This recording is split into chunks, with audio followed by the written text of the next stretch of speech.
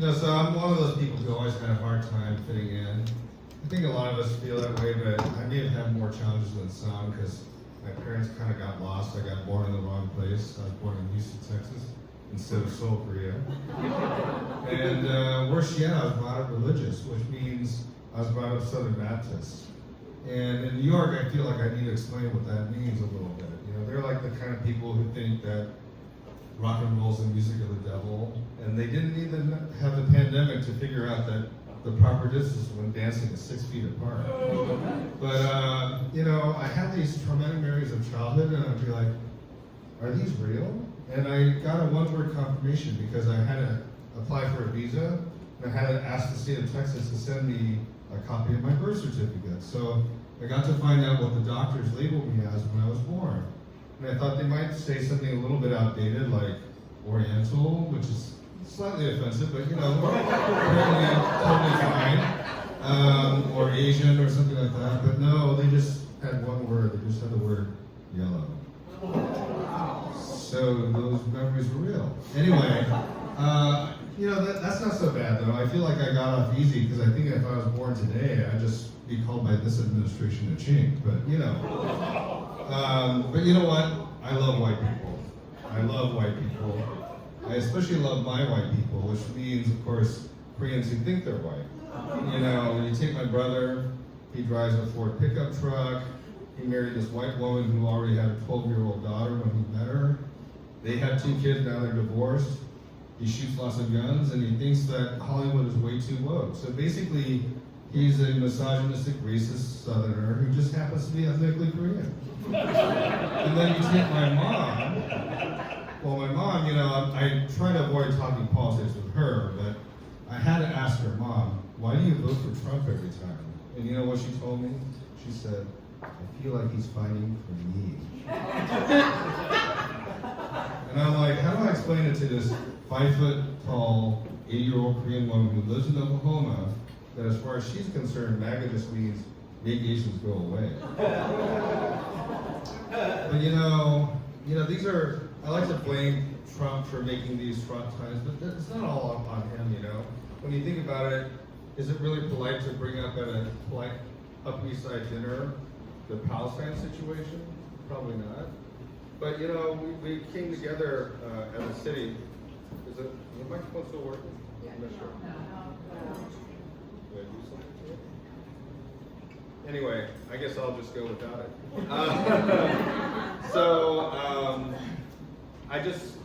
I just realized that the other day was interesting, right? With there's this Bangladeshi guy who got this phrase, this 4-line phrase, to become really popular.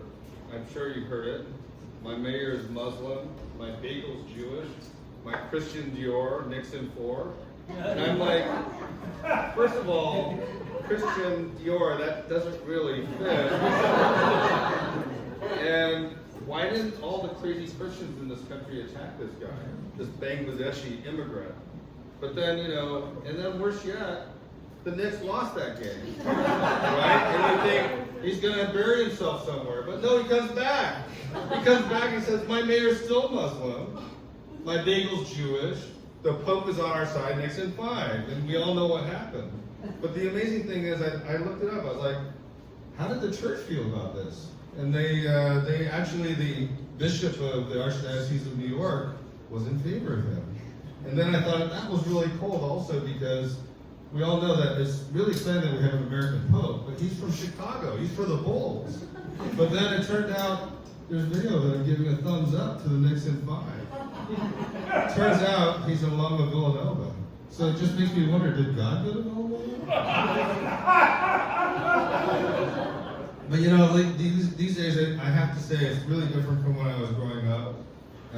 It's very funny that Korean culture is popular. We have K-pop.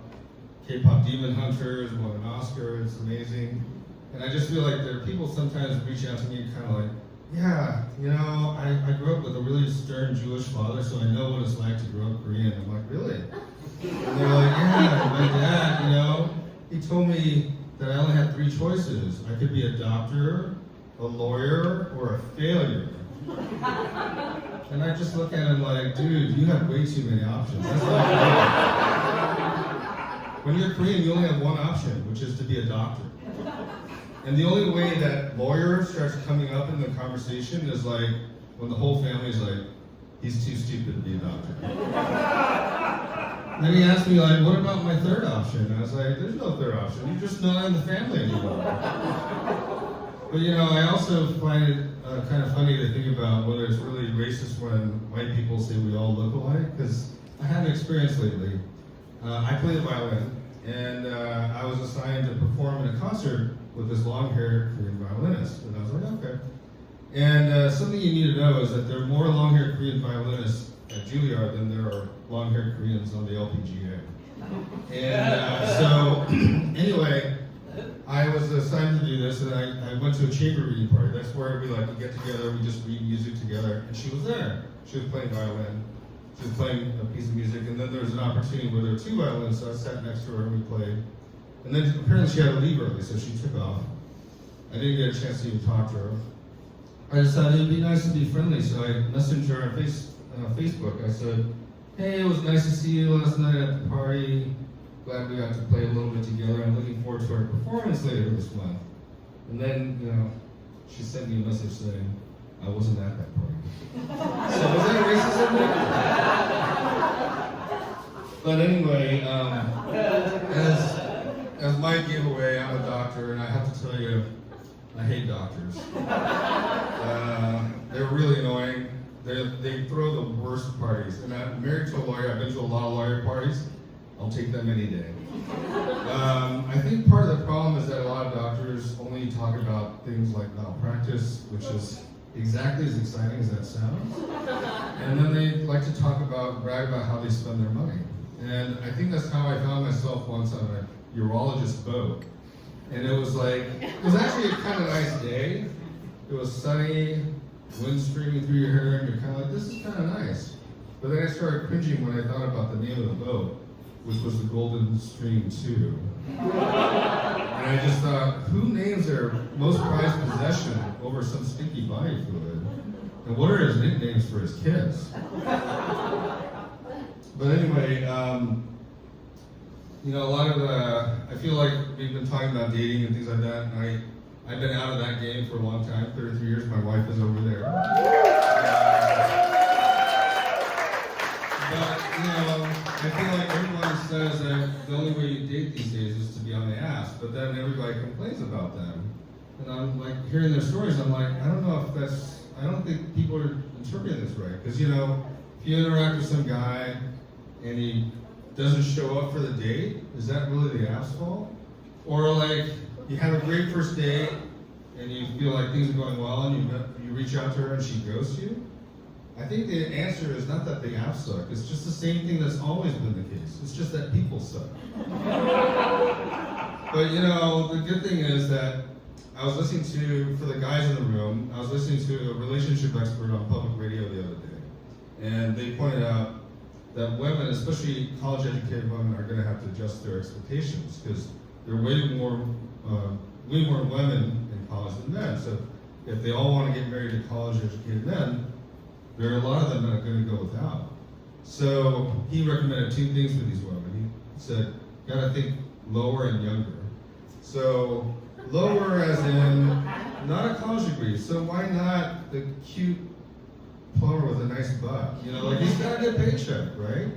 And maybe think younger because maybe a younger guy would be more comfortable having a more accomplished partner. So for all the guys in the room, I'm not going to ask you for your grade point averages, but like, let's say you didn't do so well, so maybe you didn't get through school. You still have options. Just put on a nice pair of jeans, go to your local bar, and wait for your sugar mom to pick you up. So I now am old enough to have the pleasure of having full-grown adult children who are embarrassed by all my style choices, and. You know, they roll their eyes. I had a pair of Yeezys on once, and my daughter was like, Dad, what are you doing with a pair of Yeezys? They don't work for you. And I was like, are you kidding me? They're working perfectly. I got them to annoy you. But they also asked questions about like my necklace, like, Dad, what is that? That's so embarrassing. I have to say, I do get a lot of comments, so I had to come up with a story. And I would tell people things like, You know, it's the center of my soul. And people react like they wouldn't take me seriously, I could tell, but they also didn't want to challenge me because they were worried that I would call them racist because they didn't know my Asian religion. But then, you know, they don't ever believe me when I show them what it's for. That's my sentiment.